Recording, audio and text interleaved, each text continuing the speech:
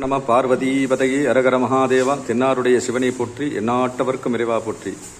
நம்மளுடைய தர்மமிகு சென்னை முகலிவாக்கம் குமுதம் நகர் ஆதிகுரு திருமலர் சித்தர்பீடத்தில் எழுந்தருளி அருள்பாலித்துக் கொண்டிருக்கின்ற ஸ்ரீ மகா ராஜராஜேஸ்வரிக்கு கருங்கல்லினாலே திருப்பணி செய்து சிற்ப வேலைப்பாடுகள் சிறப்பான முறையிலே நம்மளுடைய சிற்பி ஸ்தபதி அவர்கள் செய்து கொண்டிருக்கிறார்கள். அந்த வகையிலே அந்த காலத்தில் ஒரு ஆலயம் அமைத்தார்கள் என்றால் ஆலயம் இல்லாத கோயில் இல்லா ஊரில் குடிகொள்ள வேண்டாம் என்று சொல்லியிருக்கிறார்கள். கோயிலே மக்களுடைய பாதுகாப்புக்காகவும் ஒரு விஞ்ஞான ஒரு விஷயமாகவும் ஆலயம் அமைந்திருக்கிறது. ஆலயம் என்பதே உடலுடைய அமைப்பு தான்.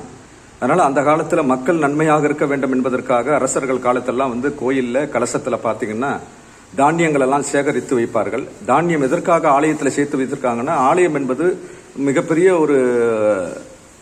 ஒரு நீளமான ஒரு ரூபத்தில் இருக்கக்கூடியது. அந்த காலத்தில் மிகப்பெரிய வெள்ளங்களால் சூழப்பட்டு தானியங்கள் எல்லாம் அழிந்து விட்டதுனாலே இந்த கோபுரத்தில் சேர்த்து வைக்கிற தானியத்தின் மூலமாக மக்கள் அந்த தானியத்தை எடுத்து பயிர் செய்து அவர்கள் வாழ்க்கையை நடத்தினார்கள். அந்த வகையிலே நம்மளுடைய தர்மமிகு சென்னை முகலிவாக்கம் குமுதம் நகர் ஆதிகுரு திருமலர் சித்தர்பீடத்தில் நம்மளுடைய கருங்கல் திருப்பணி அமையப்பெற்று அந்த கருங்கல் திருப்பணி அந்த கோபுரத்துக்குள்ள தானியங்களை சேகரிக்கிறோம். ஒரு காலத்தில் ஏதோ ஒரு பஞ்சங்கள் ஏற்பட்டால் நம்மளுடைய ஆலயத்தில் அந்த விமானத்தில் இருந்து தானியத்தை எடுத்து பயிர் செய்து கொள்ளலாம். அதனால் பாருங்கள், நம்மளுடைய சிற்பி ஐயா அவர்கள்லாம் தானியத்தை அந்த கோபுரத்தில் விமானத்தில் அந்த பண்டியல் என்று சொல்லக்கூடிய கலசம் வைக்கக்கூடிய அந்த துவாரத்தில் தானியங்களை நிரப்பிக் கொண்டிருக்கிறார்கள். நெல் தானியம், நவதானியங்கள், வரகு தானியம், மிக தானியங்கள் எல்லாம் பரப்பி கொண்டிருக்கிறார்கள்.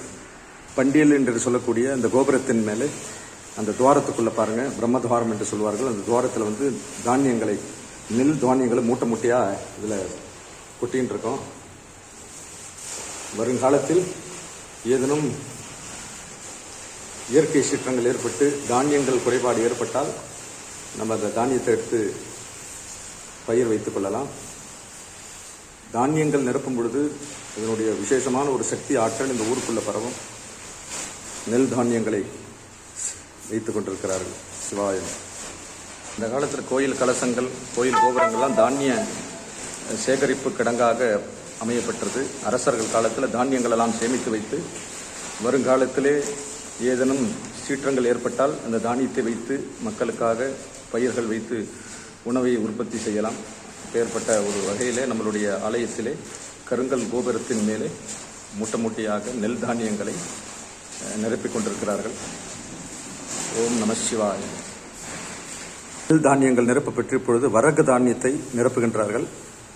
வரகு கலசத்தில், கோபுர கலசத்திலே வைத்து அதில் சேமித்து வைப்பார்கள். இப்பொழுது கூட தற்சமயத்திலே திருச்செந்தூர் கோபுரத்தில் எத்தனையோ ஆண்டு காலம் கழித்து இந்த வரகு தானியத்தை எடுத்திருக்கிறார்கள். அப்பேற்பட்ட ஒரு அதிர்வலைகளை, நல்ல அதிர்வலைகளை கொடுக்கக்கூடியது.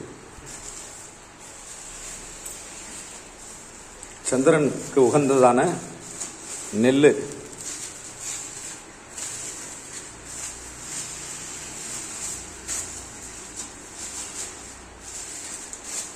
அங்காகிரகனுக்கு உகந்த தானியமானது முழு துவரை. செவ்வாய் கிரகம், நவகிரகத்தில் செவ்வாய் கிரகம் அங்காகிரகம் என்று சொல்லக்கூடிய பகவான். நவகிரகத்தின் புத பகவான் என்று சொல்லக்கூடிய புத பகவானுக்கு உகந்த தானியமானது பச்சை பயிறு. குரு பகவானுக்கு உகந்த தானியமான கருப்பு கொண்டக்கடலை. சுக்கிர பகவானுக்கு உகந்த தானியமான மொச்சை.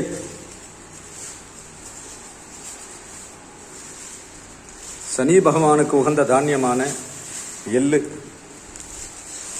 தானியம் நிரப்பிக் கொண்டிருக்கிறார்கள். ராகு கேது பகவானுக்கு உகந்த தானியம் முழு கருப்பு உளுந்து கொள்ளு பயிர்களை நிரப்பிக் கொண்டிருக்கிறார்கள்.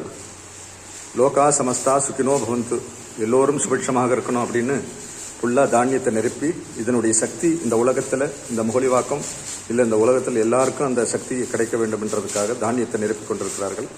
ஓம் சிவாய நம.